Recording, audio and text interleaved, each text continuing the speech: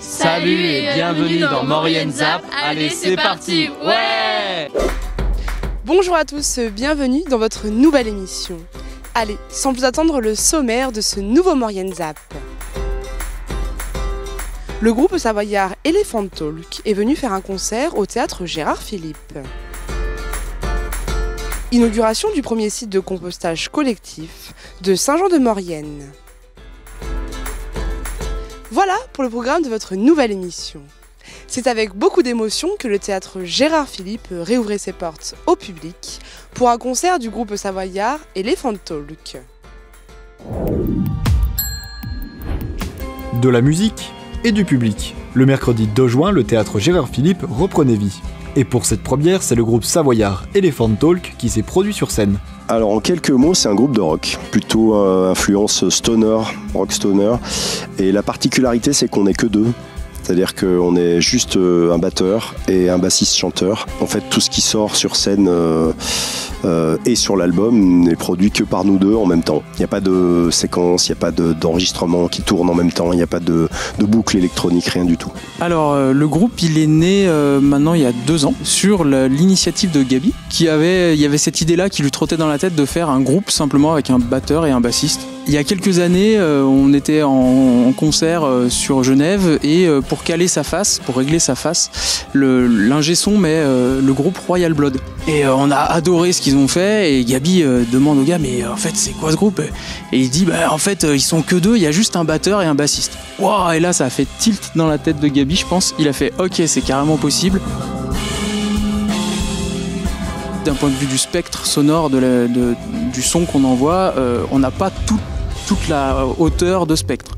Donc il nous manquait un peu des informations et des fréquences pour avoir vraiment de l'épaisseur de son telle qu'on l'imaginait à la base. Et en fait il y a la rencontre d'un luthier qui s'appelle Huchard qui fabrique des guitares et des basses et il a fabriqué une basse 8 cordes à Gabi donc où il y a et des cordes de basse et des cordes de guitare. Un concert proposé également en direct sur Twitch et Facebook. On a continué à travailler en studio, on a fait notre album, voilà, on a sorti un album et un vinyle, magnifique, voilà. Et en fait, on avait envie de défendre ça sur scène, mais de le défendre vraiment d'une belle manière.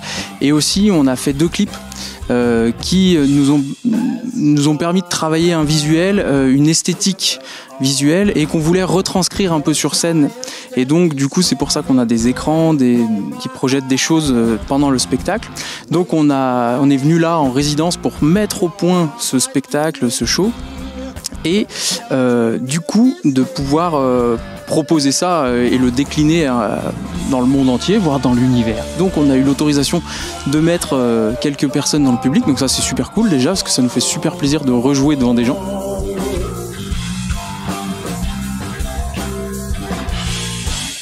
Et quels sont les projets à venir? Dès la rentrée, on va se remettre à composer, c'est sûr, parce qu'on peut pas s'en empêcher. Donc bien sûr qu'il y aura un autre album, enfin on va essayer.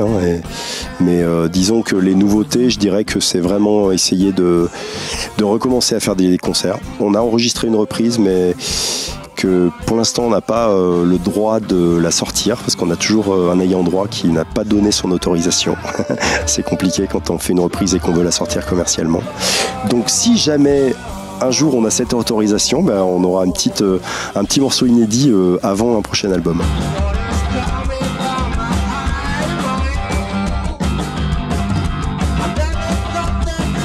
On a eu une très bonne presse puisqu'on est suivi par un label qui s'appelle M&O Music et donc ils nous ont permis de bénéficier de pas mal d'articles de presse. On a même été dans Rolling Stone, des magazines vraiment hyper classieux, on s'y attendait pas. On a un invité prestigieux sur l'album qui est Ron Thal, qui est un guitariste américain qui a joué 10 ans avec Guns N' Roses, mais ça c'est un invité qui vient juste faire un solo. Devenez un éléphant, parce que nos fans sont des éléphants, et achetez l'album. Un spectacle de presque 2 heures qui en a mis plein les yeux et les oreilles.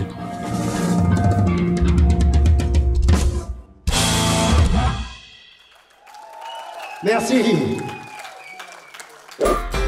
Plusieurs personnes étaient réunies pour l'inauguration du premier site de compostage collectif de Saint-Jean-de-Maurienne. Un projet soutenu et financé par le CIRTOM.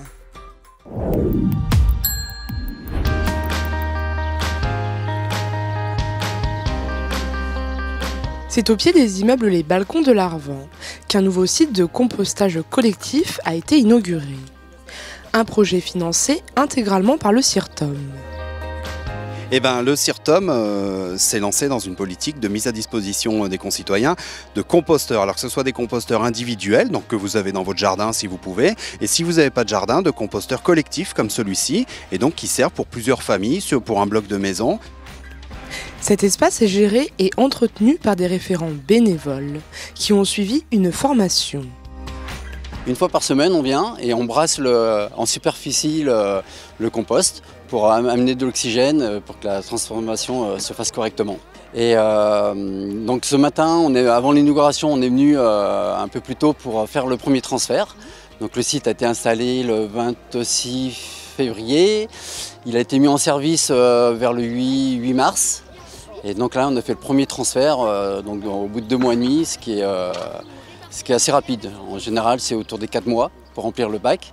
Donc c'est un site qui marche bien, ouais. C'est l'association Compost Action qui soutient et forme les référents. Alors comment ça fonctionne? Vous avez un bac de broyat qui permet d'apporter la matière sèche, qui permet de réguler l'humidité et apporter un mélange de matière pour éviter les mauvaises odeurs et les moucherons notamment. Le bac d'apport au milieu qui permet aux habitants de déposer leurs biodéchets. Et le bac de maturation sur la droite qui va nous permettre de transvaser le contenu du bac d'apport du milieu dans le bac de maturation lorsque le bac d'apport sera plein. Alors ça va concerner tous les déchets de cuisine et de table. Donc tous les légumes, les fruits et légumes sont acceptés, y compris les agrumes effectivement.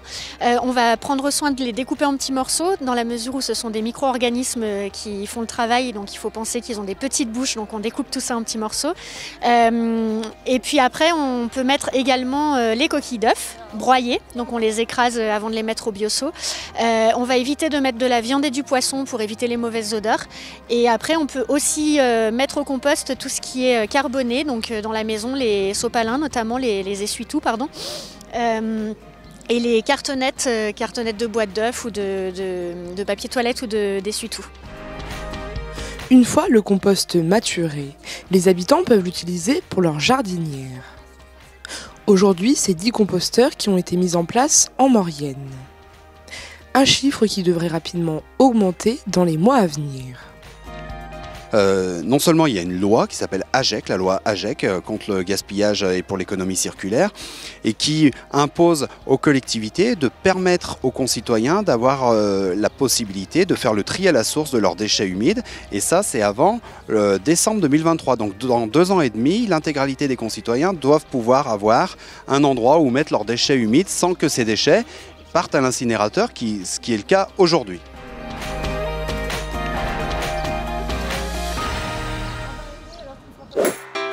Votre ZAP touche à sa fin. Merci d'être toujours aussi nombreux à nous suivre. Retrouvez l'intégralité de nos reportages sur les réseaux sociaux et sur les box.